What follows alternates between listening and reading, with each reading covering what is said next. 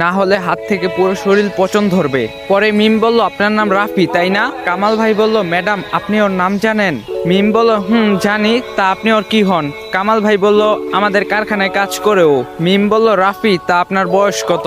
আমি বললাম, তা জানি না, তবু 28-29 হবে। মিম বলল, তা আপনি এখনো বিয়ে করেন নাই? আমি বললাম, না। মিম বলল, তা আপনি পড়াশোনা করেছেন? আমি বললাম, গ্রাজুয়েশন পাশ করছি।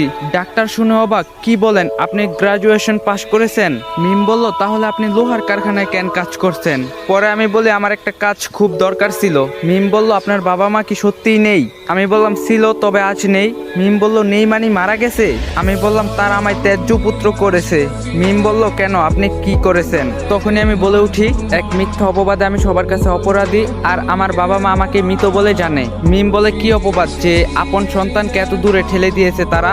না, তা আমি বলতে চাই না, কারণ যে আমাকে এই অপবাদ দিয়েছে সে আমার বেঁচে থাকার আশ্রয়। মিম বলল, তা আজ আপনার অনেক বড় বিপদ, আপনি আপনার বাবা মাকে জানাবেন না? আমি বললাম, না, আমি চাই না তারা আমার জন্য কিছু করুক। মিম বলল, তবে কি আর আপনার আপনজনের কাছে যাবেন না? আমি বললাম, জানি না, শুধু এতটুকুই জানি, আমার পৃথিবীটা খুবই ছোট, এখানে শুধু আমি একাই, আর কেউ আমার আপন নেই।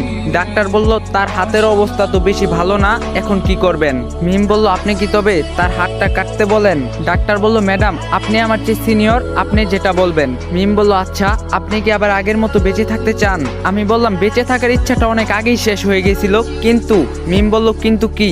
আমি বললাম, কিন্তু সেই অপবাদ দেওয়া মানুষটার কাছে শুধু জানতে চাওয়ার ইচ্ছাটাই বেঁচে থাকতে চাই, কেন সে আমাকে সবার থেকে এত দূরে রাখলো? মিম বলল, কেন, তার জন্য আপনার কি? আমি বললাম, কারণ সে আপনকে পর করছে আর পরকে আপন করছে। মিম বলল, আজ আপনার হাতটা যদি কেটে ফেলতে হয় তবে আপনি কি চান? আমি বললাম, আল্লাহ যা রাখছে কপালে তাই হবে। ডাক্তার বলল, তা এখন আপনার দেখাশোনা করার জন্য কেউ কি আছে? আমি বললাম, না, কেউ নাই। পরে বললাম, কামাল ভাই তুমি কি থাকবে? তো গাইস, যদি নেক্সট পার্ট লাগে অবশ্যই কমেন্টে বলবেন, আর ভিডিওটা বেশি বেশি করে শেয়ার করে দিবেন।